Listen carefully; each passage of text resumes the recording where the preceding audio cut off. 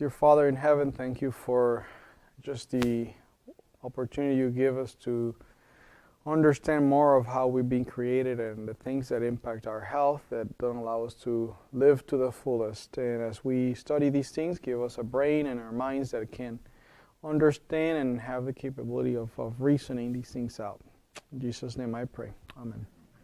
Well, the brain, basically it's just such a breadth of information out there about the brain that I wouldn't even consider myself qualified in order to talk about this. So what I decided to do is to get information from what I see here and what we tested here, and go from there. So I'm going to look today at the brain, and I'm going to talk about the physical aspects of the brain. We see this is one of the most important organs, if not the most important organ, because the decisions we take are based on two things, the brain and our gut. Those things define our decisions. So what we do and the reasons we do the things we do are just found there. And also, it impacts our whole health, and we're going to look into why it does that. Everything you see, you smell, you taste, you hear is recorded in this part here in your brain. So it's just an amazing organ that God created. Now you'll see in English and Spanish, because I always have English and Spanish speakers in the class. So if just pick whichever it's going to be more appropriate for you. I'm going to start with a Bible verse, which I think it sums up what I'm going to try to say. It says, "Keep your heart with all diligence, for out of it are the issues of life. Sobre toda cosa guardada, guarda tu corazón, porque de él emana la vida." In the Bible, many times the heart means the brain or the mind. It's up here. And I think this one is referring to that. And we'll see why. We're going to specifically talk about the frontal lobe. That's what makes us different from any other creatures, is just our frontal lobe. So the frontal lobe, it is this front cortex here, and has a lot of functioning that that makes us who we are. Okay, I'm just gonna let it there. And now, here's the frontal lobe. Change around, but this part is the frontal lobe of these animals. And we're going to look at the different animals here. The cat, el gato, it has is 3% of his front brain is frontal lobe. It's composed of his frontal lobe. The dog, or el perro, it is a 7.5% of his frontal lobe. It's part of his brain. It's frontal lobe. El mono or monkey or simio or whatever you call it, a monkey, is 17% of its brain is frontal lobe.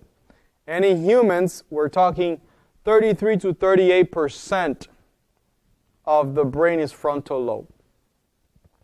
Now, what gets your attention in this numbers here? We have more than they do. And what is the difference between us and them?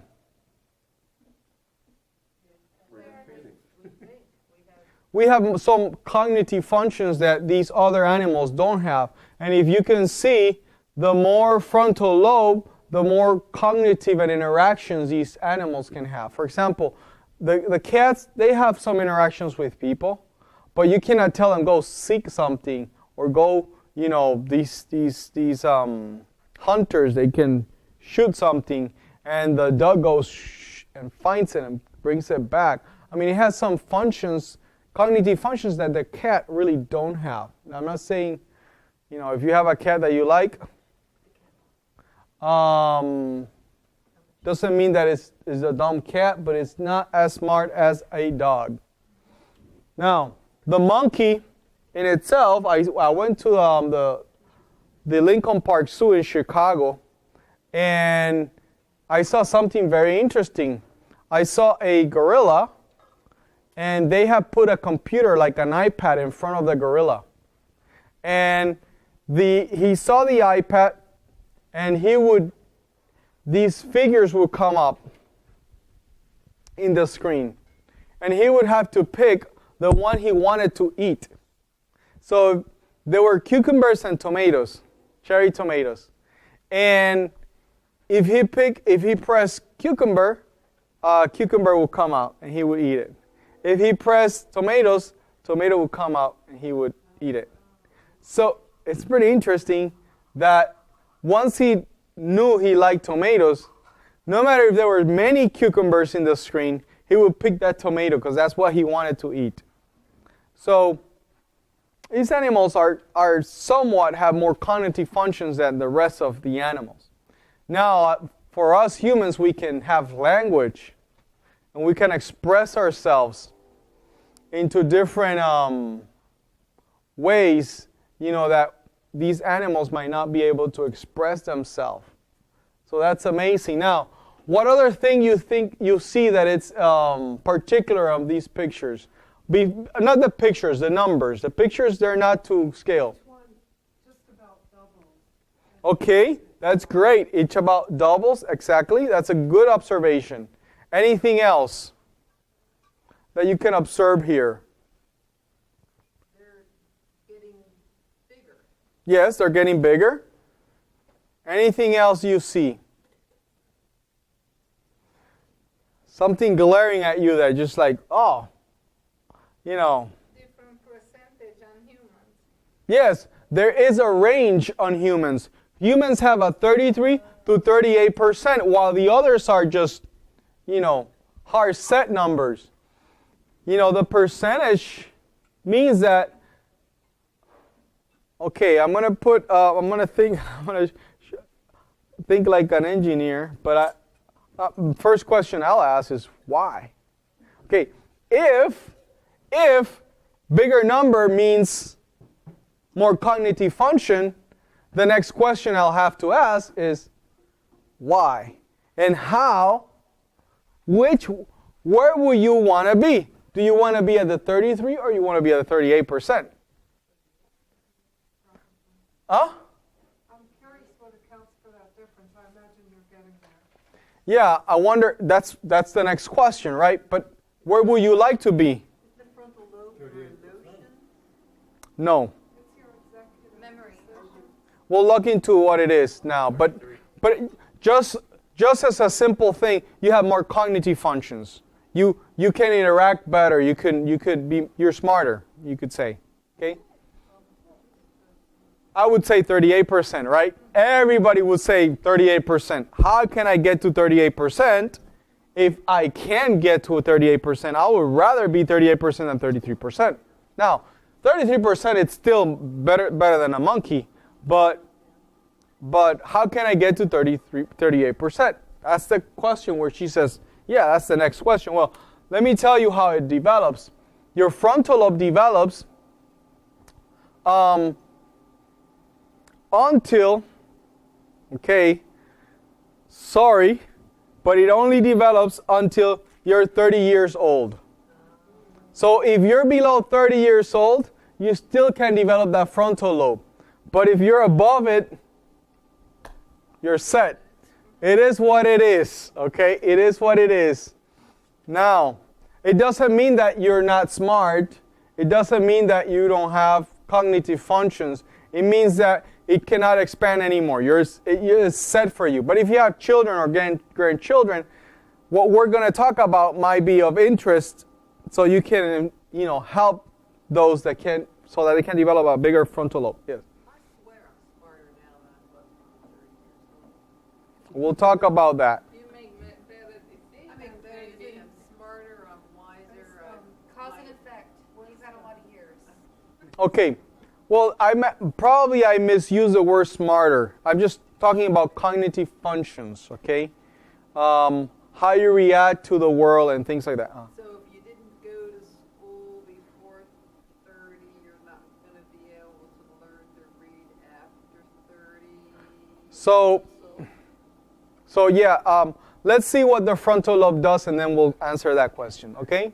Let's see what the functions of the frontal lobe are and then we'll define it. Now, it is interesting that at 30, ancient cultures would not give men positions of leadership before they were 30 years old. Actually, at 30 were the marking point that if they're going to get a leadership position, it was going to happen at 30. So even for in the Bible for Jesus, he started his ministry at 30. I wonder, how did they figure this out? There was no cell phones or TVs or radios or any distractions. These people had time to observe and pay attention to things. You see, when you have distractions, you focus on things and you kind of get, I can see behavior patterns. And they were able to see behavior patterns that at 30 years old, a man was kind of a mature person, would take mature decisions, I would say. Alexander the Great, he conquered the world in 3 years, but he started at 30 years old. Now, I would say he had problems because he drank too much, and by drinking too much, he just affected everything he conquered in his life. So that was one thing that I saw with him. But let's look at the functions of the frontal lobe. What are the functions? Well, functions are the following. Intellect. Part of your intellect is part of your frontal lobe. Reasoning. The reasoning capacity is part of your frontal lobe. Have you ever had a problem with somebody that you talk to someone and they just can't reason things out? You just like, you just like, okay, A, B, C, right? A, B, C. Well, you're talking to somebody like that and you go, A, B, C. I know you have something against me. Oh! Goes emotional. It's like, what happened? A, B, C. No, it just became an emotional problem all of a sudden. What's the deal here? Have anybody experienced any of that before? It's just like you're in a workplace and you see this very frequently. Now, that's a part of the frontal lobe. The frontal lobe is responsible for reasoning capacity. So you might think, well, maybe they're at 33%. That's why I'm trying to measure the 33%. No, it doesn't mean that they're at 32%. It means that something up here just disconnected. It disconnected. Or have you had, maybe it's a spouse. It could be a spouse for all we say. That, some days you can talk to your spouse and we could reason things out and everything works out perfectly. And some others is like, where are you coming from? Yes. There's thinkers and there's feelers. I'm a thinker, my husband's a feeler. We'll see if that's true. If that theory is true in a minute here. But anybody that has a frontal lobe over 33% it's able to reason things out, okay? Has the capability of reasoning. Nobody can say, unless you have problems in your frontal lobe, you can reason, okay? Judgment. Judgment is also part of the frontal lobe. I am amazed by parents that give responsibility to the little children. They're 7, 8, 9 years old, and they're giving in capabilities of reasoning, of judgment to these little children. They're going to mess up. I remember the things that I did when I was young. My frontal lobe was still in development mode.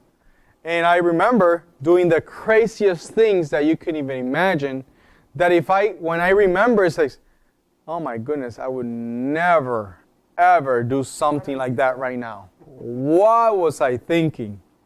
I mean, I'm telling you the things that I used to do. No, we weren't thinking. Our judgment was lacking at that moment. So to give a responsibility of judgment to somebody that hasn't developed frontal lobe is kind of a mistake. And sometimes, just let them learn. No, you have to know that the limitations here in judgment. Or, what would get a man with a good family, good wife, good children, all of a sudden go after a younger woman that cannot do even half of what the wife can do? It's not offering anything that already he has, and it's going to cause more trouble. What in the world would get that man thinking? What is he thinking? You see, that's a lack of judgment. Now, has a frontal lobe developed? It's already a mature man. What would he thinking? We're going to have to look and uncover how these things sometimes just disconnect, stop working where it needs to work. Okay? I mean, when you understand what we're facing in this society, you've got to understand the reasonings why. Okay? Now, willpower, fuerza de voluntad. Willpower is also part of the frontal lobe. Willpower. Now, this is the power of decision. This is the most powerful weapon you have. This is where you have your strength. It is in your willpower. Sometimes we say, oh, we lack willpower. I don't have willpower. Well,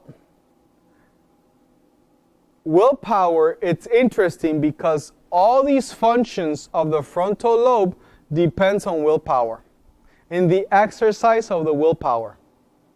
If you exercise the willpower, your frontal lobe develops. So if you have a child, or you're not yet 30, the way you develop your frontal lobe to get to 38% is the exercise of the willpower. So how do you do the exercise of the willpower? Well, it is by having clear, demarked lines of what's good or what's bad, what's right and what's wrong, what's allowable and what's not allowable.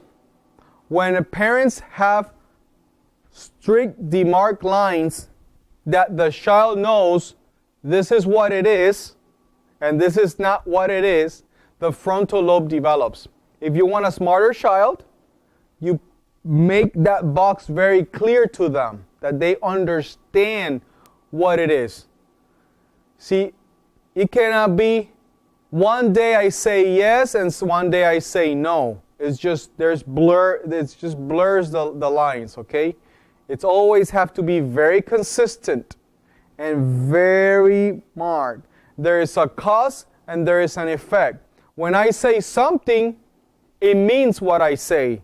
You see, the biggest problem with frontal lobe development is that parents don't do this. They're too tired to parent. They're too busy to parent. So they cannot keep up with this growing mind that is exploring and is doing all these things and is learning these things. And these childs don't have any boundaries. When they have no boundaries, their frontal lobe not developed. There's a program. I didn't understand the ins and out of it until I went to a psychology class in college. But there was this program in Puerto Rico where I grew up, and it was called Hogares CREA. CREA was an acrostic to something. I forgot what it meant. But what they would do, they would take these people that have addiction problems, and they were addiction problems, or they had they wanted to restore them back into the society. And what they would do, they would take them into this place. I don't know if it was a jail or type of I don't know what it was, the details of it, but I know what I saw. They would take them and they would shave their heads. Now, at that time, when this program was happening, nobody wanted to have their heads shaved. Now it's normal to have your head shaved. If you're going bald or something, you just shave your head. But it was not something that was common. So they would shave their heads, and they all had one type of teacher. It was a yellow teacher, I think. It was yellow, and I don't know what color the pen was. But I remember that they had a different way of dressing, and they would put them to work in the streets, either cleaning the streets or they would sell trash bags. They would knock at your house and sell trash bags. Now, when you see a person like that, he knows that you know where he's at. And all these things were done for a reason. It's because this child had never had any boundaries. That's what they thought. These had any boundaries at home. So they were bringing them to that experience of a child and humbling them. Because having a shaved head, it was a humbling experience. And then the yellow shirt was a humbling experience. But as they worked through this program, they were supposed to get back into society again. That was kind of the mechanism. So having clear boundaries is very important. These shows in TV got very popular. Super Nanny, Dr. Phil. And the only thing that they did was, when a parent says something, it means what it says. And when that's put into the brain of that child, that willpower strengthens because he can decide what he wants. If you go out of here, there's an effect of moving away from the words of your parents. Okay, now the will is something that it needs to be taken care like a vine. Now, if you have a vine, you have to guide it. We have some we planted this year, and it's grapes, right? And you have to guide it through so it goes to where it needs to. Now, what happens if you're too hard on it? It breaks. Sometimes, again, because parents are too busy or are too sloppy or careless, they want to enforce, force, and break the will of that child. When they break the will of that child, they destroy the frontal lobe experience. They cannot develop their frontal lobe because they've been broken down with strength. Another way is just let them do what they want to do. They're going to grow up like I grew up, but I survived. Well, the problem with that is that where is that vine going to go? Anybody seen it? It's just going to go to the floor and all over the place. It's going to go where you don't want him to go. Okay? Now,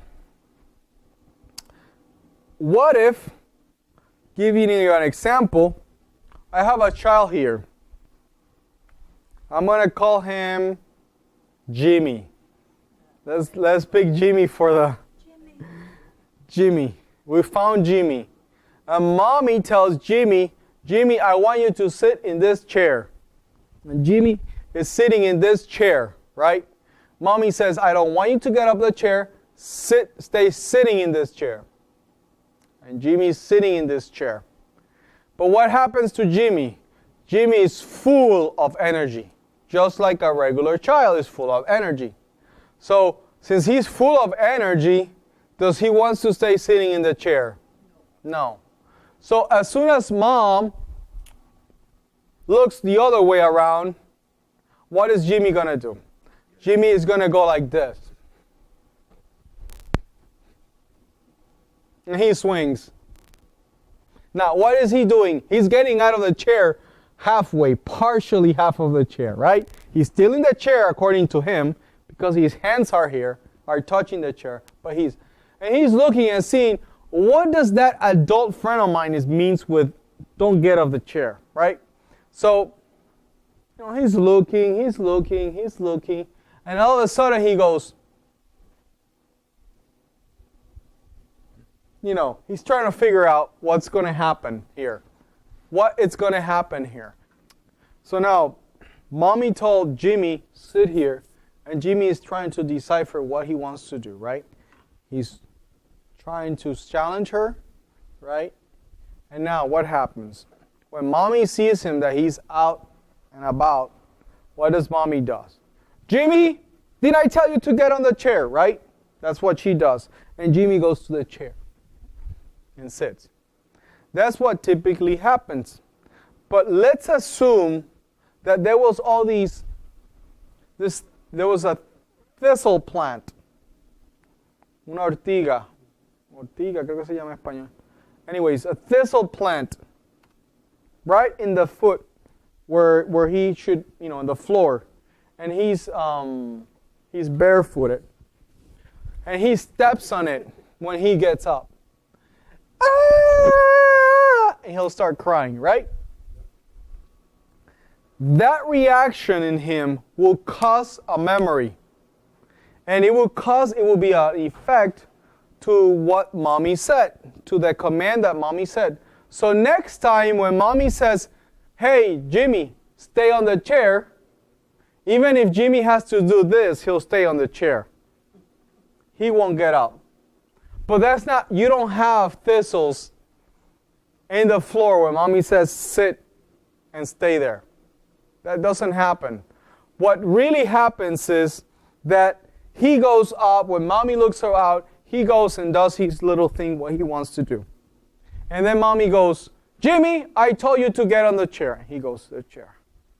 And it goes on and on. Jimmy, I told you to get back to the chair. And he goes back out. Jimmy, did I tell you not to get out of the chair? And he goes back to the chair. But he knows that, nothing happened to me. It's okay. Now, what really happens is that mommy is upset, and it's up to the point. You see, children had a way of knowing how to press those buttons. They have like a computer in their brain that they just go, here's the button I'm going to press. And they start pressing. Look, they want a cell phone, right? And you say, I don't want you to play games on my cell phone. And they want that cell phone. So you're come tired from work, you're doing, if it's mommy, she's cooking and doing all these things and going up and down and doing all these things, right? She's tired. And all of a sudden, they start, can I have the cell phone? And you're busy. And you're like, they know when to ask. Or opportunistic. A friend of yours comes to the house, right? And they ask at that time knowing that, they have an advantage over you, right? Or grandparents came out and and they just go, can I have it? Can I have it? Can I have it? Can I have it? Can I have it? Can I have it? Can I have it? Can I have it? Can I have it? Can I have it? They're searching for that button. Can I have it? Can I have it? Can I have it? Can I have it? Can I have it? Have it? Yes, just have it. Get away from me. They got it. They are very opportunistic. They know exactly what you left because it's true. But not your children. Huh? But not your children. No, mine. Oh, yeah. Your children. Every child is a school in training. There's no saint. They're all in training. Okay? So now, mommy is here and she sees that Jimmy, it is the 100th time that she's telling Jimmy to go back to the chair. So what does mommy do? Jimmy, did I tell you to go back to the chair? 1 minute. At that time, and the crying starts. And what just happened? What happened was that there is a sensor here, which is an alarm system of the brain, of the body, which keeps you alert to things. It allows you to react to things. It's called the amygdala. So this part is where the limbic system is, and is your emotional center. This screaming caused an emotional response, which is not what you wanted. You wanted the frontal lobe to be engaged, not the limbic system. So now, what's happening? There's an emotional response, and that emotional response is not going to get the effect that you wanted, the memory you wanted, okay? Next time, the same scenario is going to come back again. Jimmy sits, and Jimmy, Anna, how many times I have to tell? You're going to get to the same spot all the time. It's a repetitive process, never gets anywhere. Now, what happens is, I would say, probably some of us have experienced this type of, we grew up in this system. So, our lives becomes very emotional center. We're very emotional people. We, the same people that sit down to see a movie, and any movie, I can't stop crying. It's like, no, it's a movie. It's not just everything is emotional.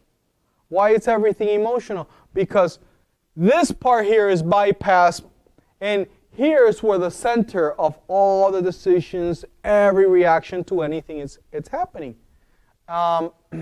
So what we want is to exercise the will so that this part is strong. Okay? This is the strong, what it needs to be strong. And if we find ourselves in this mode of operandus, where we're operating on the emotional side, on the amygdala side, we have to figure out how to activate this thing again. Okay? Now, I had someone here come that couldn't sleep for 3 months. Now, when I'm saying couldn't sleep, not even 2 hours of sleep, okay? Not even 2 hours, just like wired. And it was an amygdala problem. Your amygdala is there for protecting you. Let's say you're somewhere, let's say southern Texas, where there's all these snakes in southern Texas. If you know anything about Texas, somebody told me you're never going to see a cat in a shelter in southern Texas. Everybody has cats in their house. Why? Because there's snakes, and the cats get rid of those snakes, at least from the house, close to the house. So, anyways, you know this, and you're going to visit friends. Now, you're from the north here. We don't use cowboy boots like they do over there, because we don't have snakes here like that. I mean, we do, but not like that. So, you're visiting that friend, you're in the yard, and you're walking with your, it's warm, it's hot in Texas, you have your sandals on, and you're walking in the yard, and while you're walking, you see this black thing with the corner of your eye.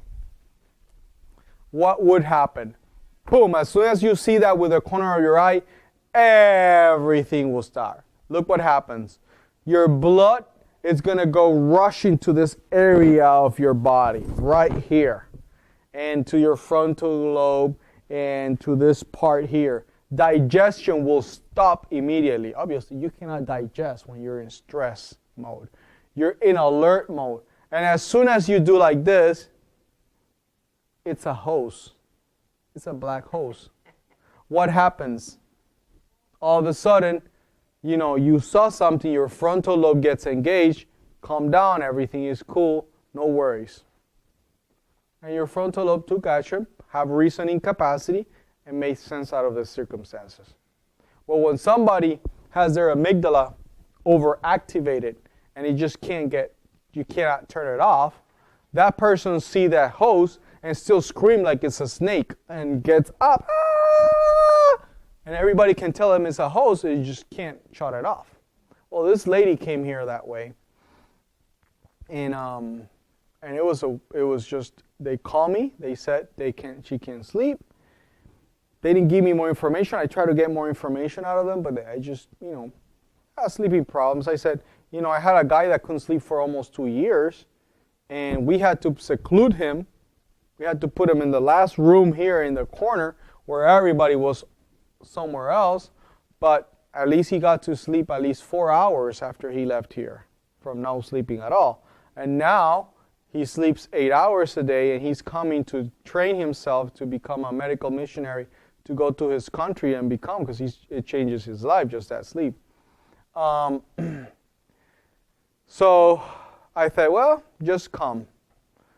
And they came, and it was just this couple, and they were very different. I mean, very different people.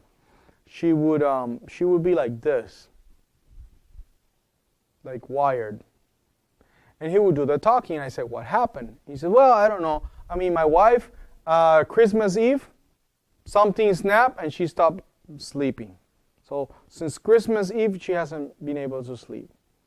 And I asked her, and she started talking but repeating herself. She said, well, we live in a basement. I asked my husband, I have 4 or 5 children, and I asked my husband that we needed to move, that there was smoke coming out of the furnace, and he didn't want us to move. He didn't want to do anything to move, and all of a sudden the next day I can't sleep. That's what she told me. And she's like, something is not adding up here. I don't understand what's going on.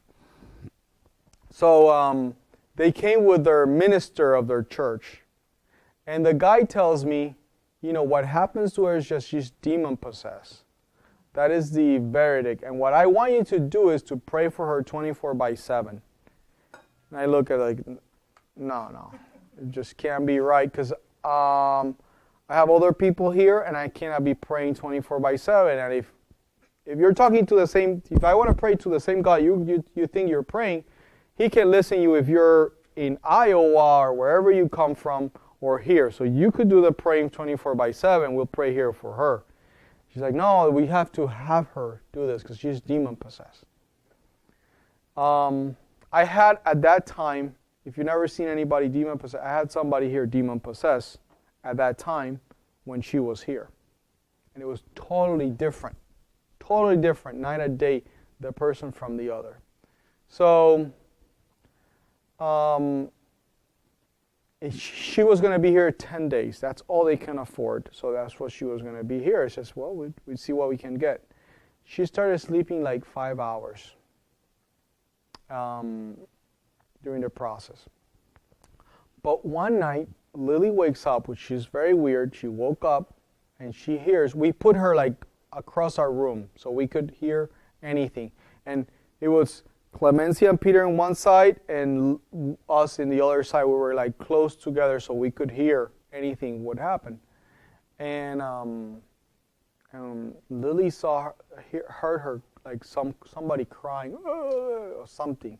So she woke up and went and kind of listened in, and it was her room. So she went up her room and she had the light on, and she was trying to sleep with her cell phone on the side of her bed. He says, what's the cell phone there? Why you have the light on? He says, well, it's that my husband calls me at 2 in the morning every night to pray for me. I'm like, are you serious? You were trying to sleep, and at 2 in the morning is when he wants to call you. It was really bad. Anyways, the thing is that what has happened, the minister called me later on. And he says, I think I got to the bottom of the problem. And I said, what's the problem? Because this is really serious here. He said, well, she had many children. They're all one after the other. And, she didn't want to have more children. But her husband, cannot make him understand. So they had another child right after the other. And she goes to the hospital. And for some unknown reason to us, they put her 2 injections so that she could not get pregnant right after she gave birth to the child. And I'm like, what? That's at the time where the hormones are all over the place, and now you're doing that. I have no idea why they would do something like that. Well, after that, she goes back home, and her husband, which always was very fishy to me, there was some gas, something coming off the furnace on the basement. And she asked her, let's move. But it was November, so he it's too cold. He didn't want to do the effort. He just didn't see that it was so important. So he didn't do it. And that got into her head while the hormones were all over the place, that she snapped. She had a nervous breakdown. And her amygdala was so activated that I said, I told Peter, and I said, this is something that she needs to go to a psychiatric and go get this thing turned off for a little bit until she can recover. It's not going to work any other ways. Well, they took her. He came and took her and sent her to Atlanta to have a group of praying for her 24/7. It's like, oh man, that was messed up. So this thing, when it's super activated, it's just, you're super anxious. Anxiety comes from this thing here. It's an overactivated amygdala.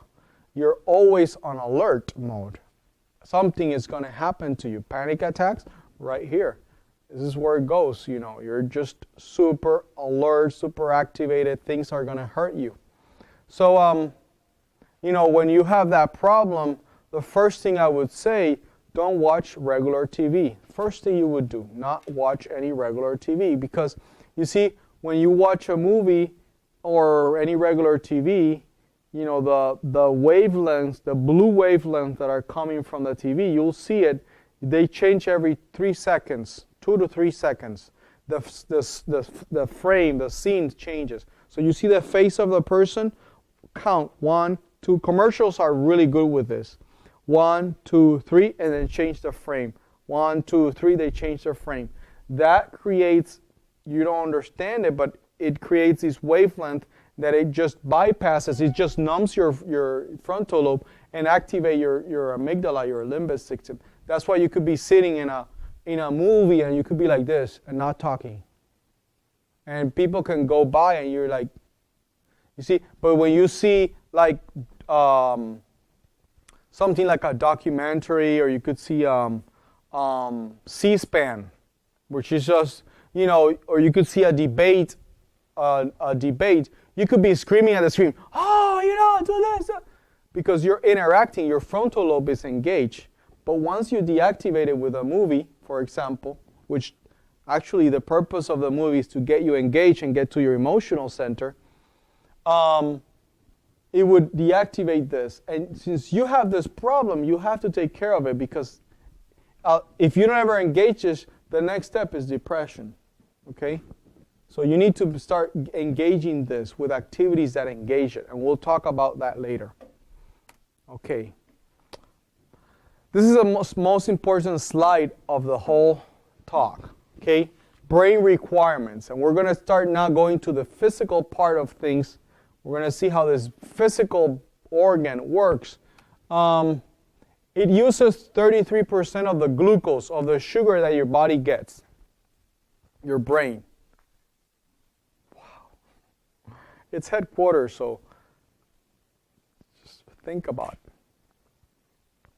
Okay, you eat a banana. Let me put it in perspective. You eat a banana, a third of that banana is just going to go through your brain. The energy from that banana, nutrients and energy, are going to go to the brain. I mean, you have a big body here with muscles and things to do, but 33% of the sugar or the glucose that your body gets goes to the brain. That is a big demand. Now, this is the most important statement that I'm going to say today. It can only store, so for reserves, it can only store 2 minutes. Only 2 minutes of reserve. What does that mean? You got to feed it all the time. It has to be a constant feed if you want to have that brain working. When your brain doesn't work, it's because it's not fed. So you need to constantly feed the brain. That's what I'm saying. It's like having a big truck with a very small tank. You can't go very far on that truck. 20% of all the oxygen your body has is going to go to the brain. So when there's no oxygen, you're going to feel sleepy. So you have to know how to breathe, because every 5 breaths, 1 is going to go to feed the brain. That's credible. It's 85% water. Now, You're saying the brain is 85%. That's what they say. I think it's less than that, but that's what the people say. It's fat and water. So imagine if you don't drink enough water, it's like a raisin.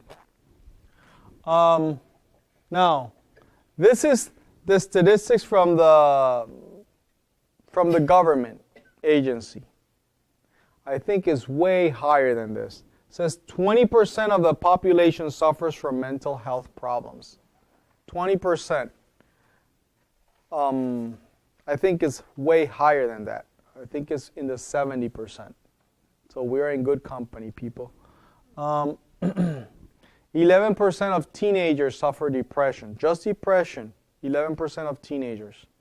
Now, if this is not a crisis, I don't know what it is, okay? People are talking about Ebola and this, and that's not even close. This is a big problem. You know,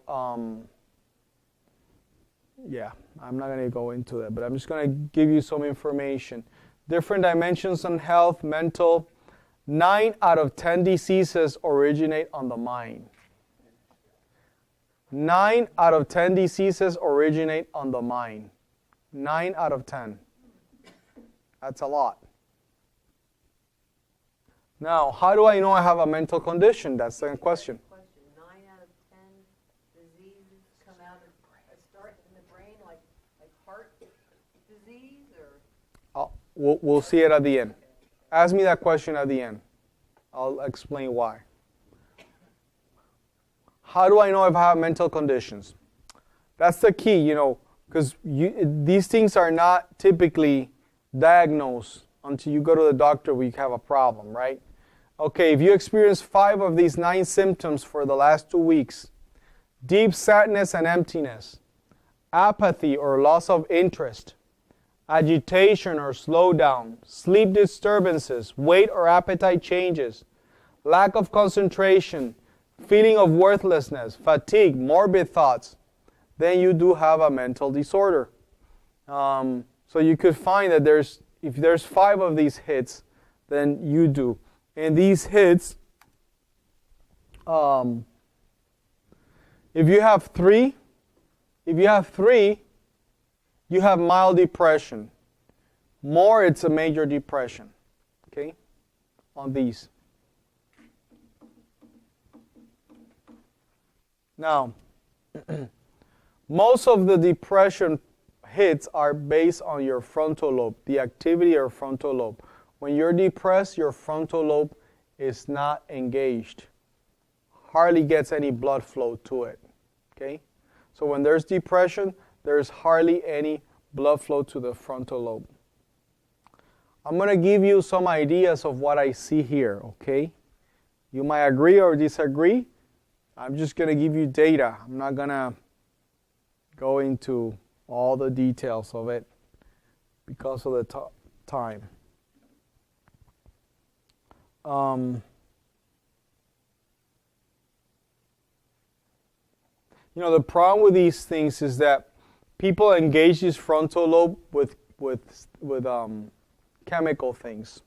For example, sodas, caffeinated sodas, or chocolate, sugar, cocaine, pornography, etc., etc. These things engage your brain artificially, trying to engage. And what basically it's a need, it's a response of the brain to see that it's alive. The brain is like always have a sensor trying to get alive. For example, you see somebody, and you sit him down, right?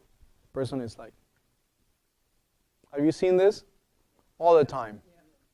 And do you say, why is it anxious or what's going on? The person might not be anxious, but it's just like this. Well, that's a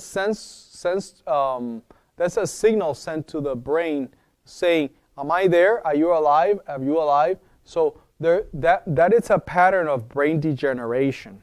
Okay? So yeah, sometimes it's okay if it's anxiety, but you see a repeated thing is brain degeneration, and brain degeneration is going to cause other diseases, not just mental diseases. Okay? Now,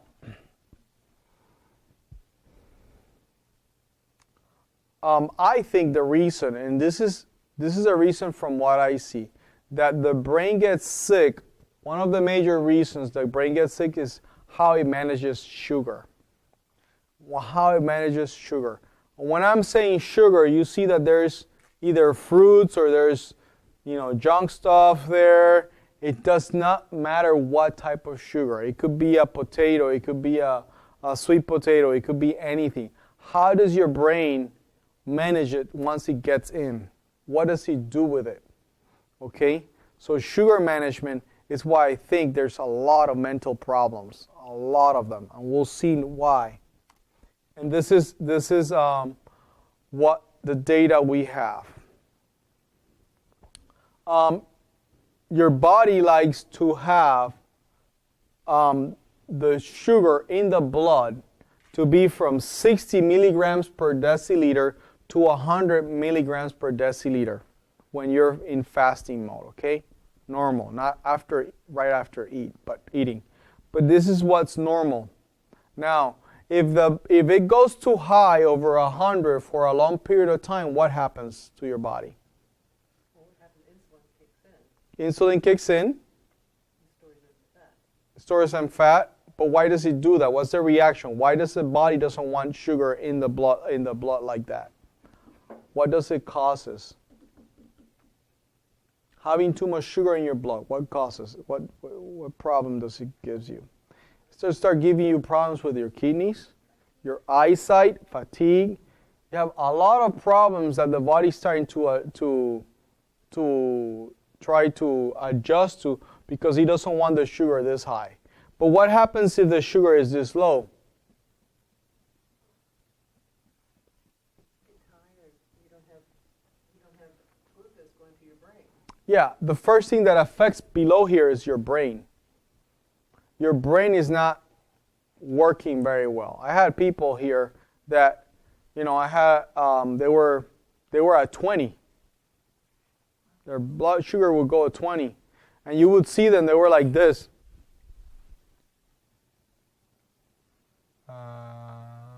Are you okay? Yeah, I'm okay. Like that. Crazy stuff. Crazy stuff. I checked one time, and I was studying this and researching this, and happened that I had specific case, and the person came here, and his sugar level was 45, and he was normal. I mean, you couldn't even tell that he was low, or he was just fine and dandy. And he was diagnosed with a problem of bipolar disease and something else. So his wife brought him here and said, this is it. This is the last straw. If this doesn't work, I'm leaving him. I have another child in my home. I just can't deal with it. And I'm like, wow. So I tested him, and he was 45. I was like, I started asking questions. And does he feel persecuted? Yes. Yeah, she says, he doesn't even turn their TV because they're thinking that they're going to watch him. And he doesn't do this and he doesn't do that. And I'm like, check, check, check, check, check. This is schizophrenia. This is not anything other than that. Because I have seen this pattern, and I've been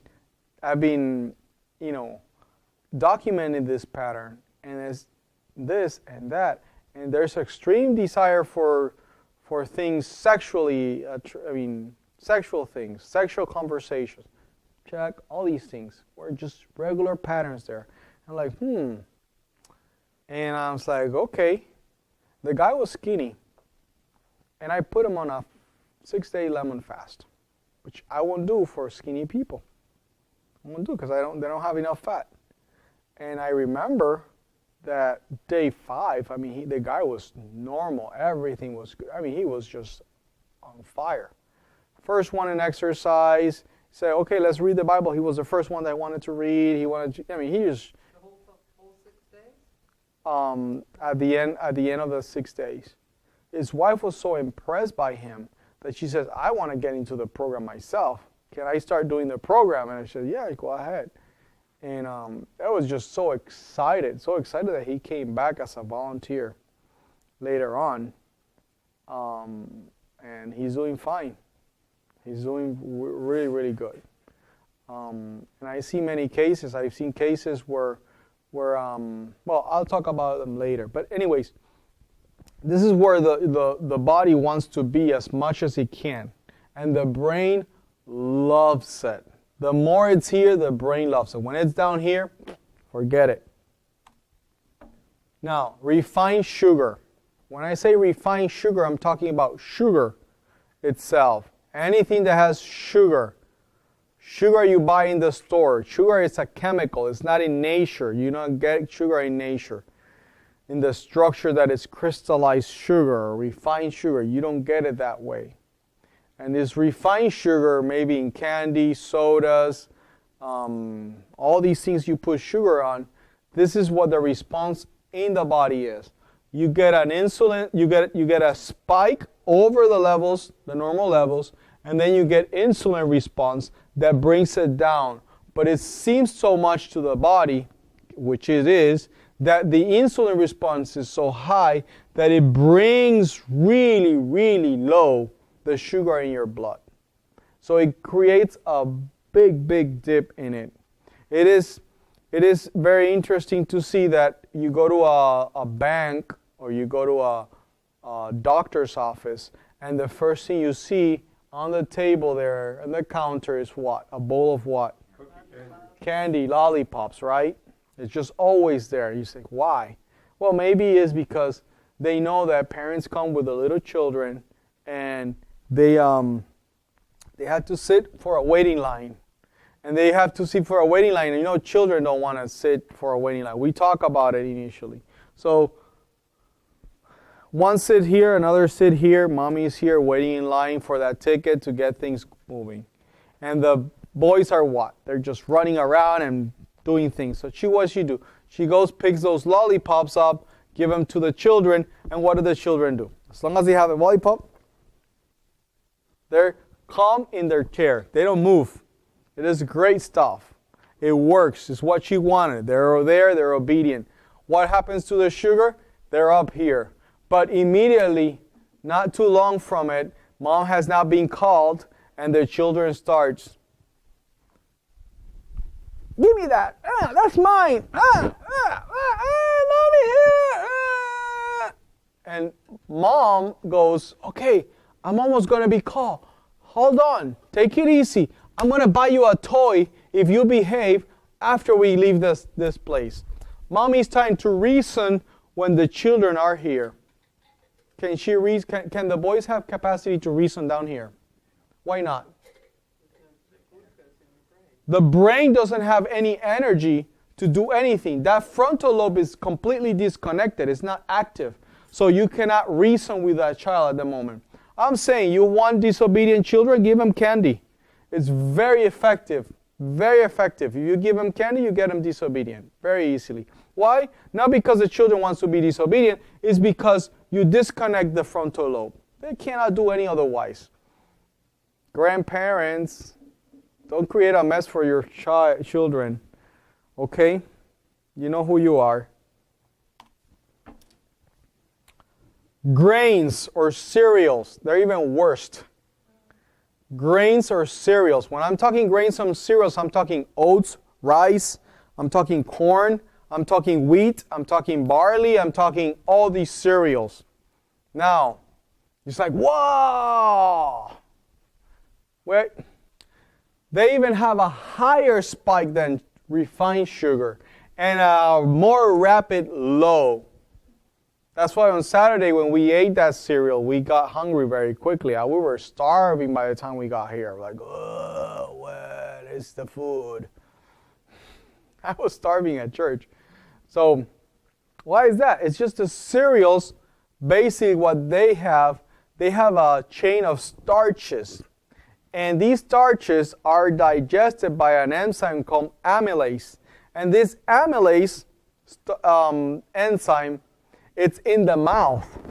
So as soon as you eat these grains or these cereals, it sends a signal to the brain there's a lot of sugar because the chains, there's a big number of chains of sugars all clustered together, really clustered together. So it has more sugar than anything else these starches have.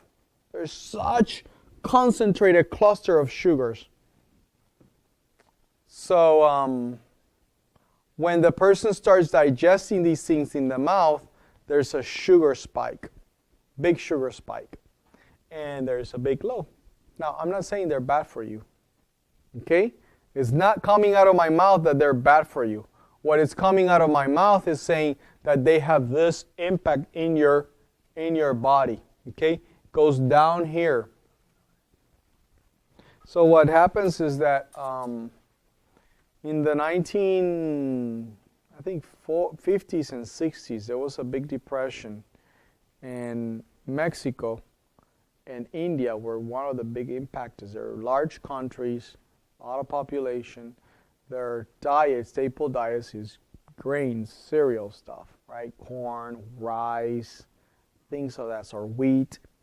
So some scientists got together and said, you know what? These starches normally are not totally digestible. So before, a starch like a wheat starch or a rice starch or a oat starch, the starches didn't completely separate. There were some separated a little bit by cooking or something, but they didn't separate it completely. So you will get some of the energy of these starches, and the rest will just go down, and you just poop it out mostly intact. Okay? Now, these scientists got together and said, this is dumb because the staple food of these poor countries that are struggling at this moment is grains. What if we can find a way by hybridization to go in and untangle these starches a little bit more? So when they're used, you get more energy out of them than you're getting now. Imagine just having a package of energy and somebody needs the energy to survive and you're just giving them a little bit. So they hybridize these things, and all of them got hybridized. Nobody can say that it's not, oh, I got something more original, that it's not. Everyone got the same thing. It just, after that time, everyone has. So these starches are really soft in this sense that it opens up once you eat it in your mouth, and that's what you release. Now, a tactic to do, and nutritionists do this, could suggest this. It's, let's, for example, you cook rice, which just releases the starches up, and then what you do, you cool it down. Cool it down. So then you eat a little bit of a cold rice after it's cooked. And that time, the starches go back together. So now it doesn't release the sugar that it does. And I think that some nutritionists do it for diabetics. They just say, eat these starches cold because it takes out the effect. Yeah.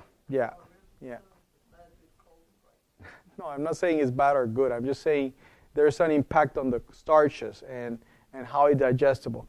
I'm not saying don't eat rice, or I'm not saying don't eat this. I'm just saying this is what happens. You have to pick, if you have a brain condition, you have to know how it works in your body, is what I'm saying. And you have to know the repercussions in your life and the life of the people around you. You have to make sure. The same is with, the pastas and the things of that sort. They tell them, just let them cold so that the starches don't separate as much. So that's one of the things.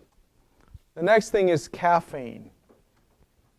Now it's interesting because caffeine do not have, you could drink a coffee without sugar, or some 5 Energy without sugar. So why would caffeine have this distribution where it gives you this low of sugar? Well, the thing is that caffeine creates a stress response in the body. Caffeine is like, I think in the book Caffeine Blues, the author says that it is like bringing a tiger into this room. When you bring a tiger into this room, imagine if a tiger comes into this room, just open up like this, through these curtains, and just come here. Immediately, your amygdala goes off, right? And your reaction to stress comes up. Your digestion stops, which I find very interesting that people eat with coffee. They eat a piece of bread or eat this or that, or after the meal they have a coffee. Because immediately after you have that caffeine response, the digestion stops because you got a stress response. You don't want to be eating while you have running a tiger is running behind you. It's not possible. So your body shuts down the digestive process. Now, Some people say, oh, that's why I have acidity problem. Yes, you talk about coffee, you talk about acidity problems because, why? Because you're eating with coffee. So you create the stress response. Immediately what's going to happen, cortisol is going to get released. Cortisol is the hormone that manages stress, help you manage stress. So when cortisol is released, one of the main purposes of cortisol is to start burning any fat storage or any glycogen storage to be produced to send it to the bloodstream because you might need energy to run or do something. So you get a sugar release from your storage. And that's what happened at night. Like, for example, you have diabetes here. I didn't understand this when I got here. Where I got diabetic people that they would come in and their blood sugar was probably at 80 or 90 before they went to bed. And by the time I checked them in the morning, it was 130. And I'm like, are you eating? Is there anything in your bed? You just went to bed and now you came with. So what happens is that at night, your brain is saying, I don't have any sugar. So cortisol gets released and it burns your storage and it brings the sugar up. So you don't die when you're sleeping. So that's what happens with caffeine too. It releases a stress response. You burn fat because of it. And then you burn sugar because of it and it goes really low. And most people that drink coffee, they have chronic tired. They're chronically tired. They're always tired, but they can't sleep well. Now, this is interesting. And this is I was not even looking into this. I found it out by mistake when I start seeing type 1 diabetic guests. Here's the distribution of salad. It's all even for a long period of time. So your brain is more alert for a more period of time when you eat salads. So it is not surprising then that I forgot the doctor's name. I can find it if you want to. That says if you are going to divorce, if you have your spouse and you're thinking of divorce, the first you need to do is a glucose tolerance test. And the reason you would do a glucose tolerance test is that if the spouse is having time here because of these patterns, if there's a lot of time that things are going here, you're going to have problems with reasoning. You're going to have problems with lack of judgment. You're going to have problems with willpower. You're going to have problems with intellect. So maybe you're in an argument with your spouse and you're like, arguing with her or him. Don't get together along. You just can't figure out reasoning things together. It makes sense. Well, that person might be here most of the time. So the brain cannot really get to where it needs to be to reason things out and say, okay, you know what? Oh, so then you see that after you divorced and did all these things, you realize, man, we should not have done this. Why? Well, look at all the cereals, look at all the sugars, look at all the caffeine, look at all these things. I mean, you cannot defy your nature. It is what it is. Does alcohol create a problem like those other things? It creates other problems. It creates other problems. We'll talk tomorrow. Huh? It eventually affects the brain, yes. It deteriorates the brain, yes. For example, somebody that drinks alcohol and gets drunk by it, you see their brain affected immediately. Slowly, cannot reason very well because it just, it thinks it's going to turn here, but it just, turns a little bit. So it's erratic, its walk is erratic, movement is part of the frontal lobe too. So these things start getting erratic. The inhibitions go. You see your restraining power, it's in the frontal lobe. There's hardly any inhibition. You say things that you won't say any otherwise. So yeah, it affects your frontal lobe immediately. Now, mechanisms to manage sugar. Now, I told you half of the story. This is half of the story. This is not the complete story. Your brain, your body has checks and balances to overcome this problem. Here's one of them. Thyroid. Tiroides. Now, thyroid produces thyroxine.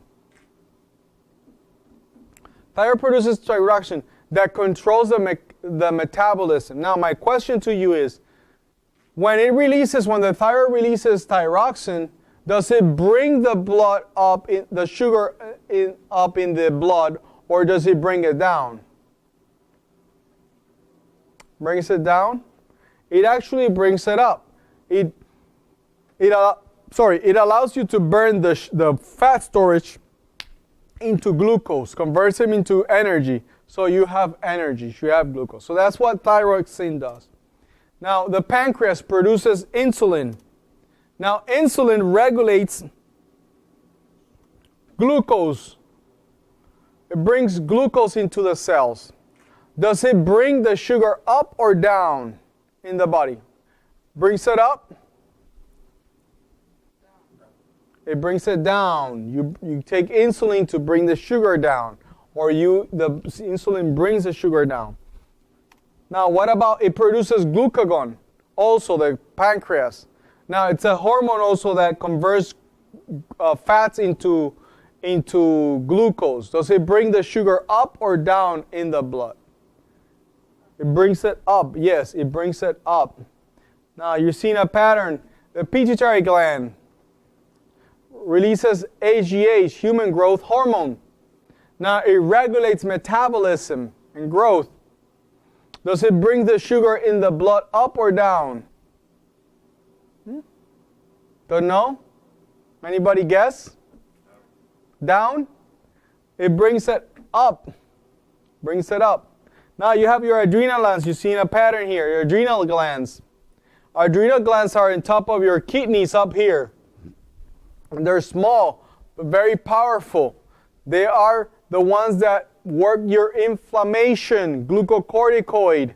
So for example, if you use prednisone, it comes from here. Your anti-inflammatory hormones or chemicals come from here, from the adrenal glands. So if you're not producing good glucocorticoids, you're going to have inflammation, and they have to artificially give you that.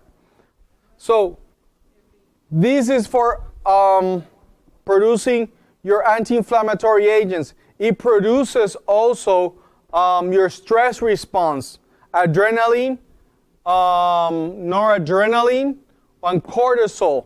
These are when you have stress, it is produced, these hormones are produced here to manage the stress, okay? They also produce your sex hormones, your estrogen, your testosterone. They come from here. So these little guys do a lot. So do they bring the sugar up in the blood or down? What do you think? It's up. You see the pattern? It's up, right? Some people have a problem with sleeping, that they go to bed, boom, and they sleep, and then all of a sudden, from 2 to 4 in the morning, boom, they're up. And then just go down, boom, and you want to sleep. It's not like you want to stay up. You want to sleep. You say, I want to sleep more, but I'm waking up at that time every time. Why is that? Well, it's very simple. Your brain needs sugar. How much sugar? All the time. You have only 2-minute reserves. And you're eating at night? You're not eating at night, right? You're fasting at night. So you're fasting at night and the brain is like, oh, I'm getting out of sugar. I'm getting out of sugar. Well, at 2 in the morning, these guys are supposed to release cortisol. And cortisol comes up and says, okay, I'm ready to work. And it starts burning the storage of sugar in your muscles and your liver.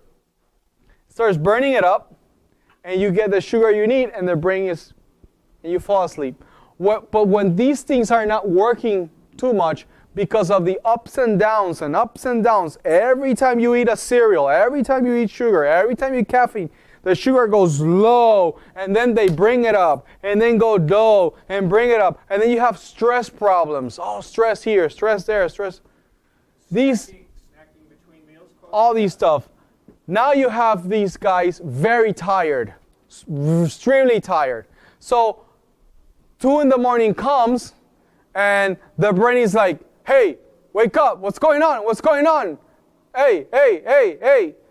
By 4 in the morning or 3 in the morning, it's like, Ramon, wake up, wake up, wake up. I'm dying, I'm dying, I'm dying, I'm dying. No sugar, I'm dying. And boom, wakes you up. And what does it go? Oh, I have to do this, I have to do this. You're not gonna go to sleep, you're not gonna go to sleep. What's going on? Oh, I have to do this tomorrow, I didn't do this is happening here, this is happening there. It's the brain saying, I don't wanna go. You got to do something. This is not working. You have tired it by the stress and the eating these things that go up and down. Now, God made 6 hormones that bring it's in Spanish, but 6 hormones that bring the glucose up, and 1 hormone to bring it down. 6 to 1. 6 to bring it up, 1 down. Why? Is that what you do? Why did he design you that way? Because the brain's going to be bringing it down. Because, yes, in order to reason, you need to have sugar. So, in order to reason, you need to have sugar. God cannot reason with anyone. He doesn't want animals. He wants people to reason. Now, look at a typical breakfast. Typical breakfast. Let's look. Let's analyze it. What's this? Grains. What is this? Sugar. What is this? Caffeine. Are you kidding me? What is this? Extreme sugar. This is not one orange. This is many oranges there together. I mean, same thing. Cereals, grains. You know, the same pattern all over the place. No wonder we have depression. No wonder we have problems with our brains. No wonder we can't sleep well. I mean, these things are not there because magically appear. They're there because we feed them through our lifestyle. No wonder there's so many divorces. I can't get, there's no wonder there's problems at work where you can't talk to your coworkers and get to a point that we can all agree on something. Families, they can't agree on anything. Why? Because they can't reason together. It's all emotional. It just, Now, somebody asked, how 9 out of 10 problems start in the brain? Well, look at this. Look at this. Your vagus nerve, which is not vagus as it's lazy. Your vagus nerve, comes from the brain. And look at all the things it touches. Your liver, your stomach, your heart, your lungs, your trachea here, your larynx, your spleen, your kidneys, all your intestinal tract, all from one vagus nerve. If there's brain deterioration because of these patterns, these things are going to get affected. No wonder we have all these problems. I mean, I don't know how else to put it. There's other patterns and other things, and we're going to uncover them later, but these are the things that are the root of the problem that I've seen. Once a person starts changing their lifestyle, they're just like, I feel so much better. Yes, you do. You're changing these patterns. So you're telling me I cannot eat bread? No, I'm not telling you not to eat bread. You tell me not to eat pasta? No, it's not to not eat pasta. It is, you got to understand what it does to your body and the reactions that it has in your body. And then you can make a wise decision. Not like never eats it. It's just be more cautious, be more alert what's going on in your body. Okay? And I finish with a verse, Isaiah 1:8. It says, God says, come now and let us reason together. And that's what God wants. He wants to reason. So in order to do that, you have to have a good diet. You have to have a healthy diet, a good lifestyle. Any questions before we finish here? The biggest nerve is like kind of like the amygdala is responsible for emotional responses. The amygdala is there to alert you of problems. For example, let me engage my amygdala. Let me just show you how I'm going to engage my amygdala. Right now, my amygdala is very engaged. You see, why is it engaged? Because I am walking through here, right? And it is in alert mode because I can fall over something, I can hit something, I can get, trapped with something. So it's in alert mode. I'm in alert mode. That's why I say if you're driving, you should not be eating, because when you're driving, you're focusing on the road, and there may be a car coming by. So you're in alert mode. You're not going to be in digestion mode. It's either sympathetic or parasympathetic. It's either one or the other. So when you're in alert mode, you're not in digestion, relaxed mode. So you should not be eating while you're running around. It's just not doesn't work. And the same thing with your life. If you're always in alert mode, it's just, for example, I have people with anxiety problems. First thing I do, stop eating. How can I stop eating? Just juice. You should not be eating if we have anxiety, because you're not going to be digesting anything. It stays there. So just juice. Juice as much as you want. You need more juice?